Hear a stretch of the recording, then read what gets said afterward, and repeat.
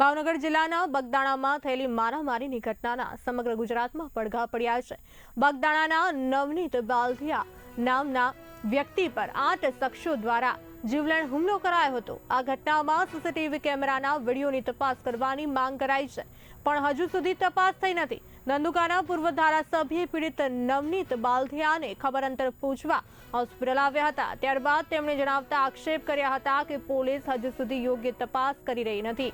બગદાણાના CCTV camera ઉતારી લેવામાં આવ્યા છે, તેમજ 2 તારીખ પછીનું રેકોર્ડિંગ મળતું નથી।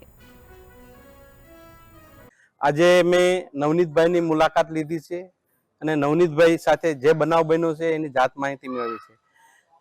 નવનીતભાઈ સાથે જે બનાવ બન્યો આજે એને 4 દિવસ ઉપરાંત થયું છે, પરંતુ નવનીતભાઈને મળ્યા પછી અને નવનીતભાઈની સાથે વાતચીત થયા પછી હજુ પણ એવું નવનીતભાઈને છે કે જે પોલીસ તપાસ છે એ યોગ્ય દિશામાં થઈ રહી નથી।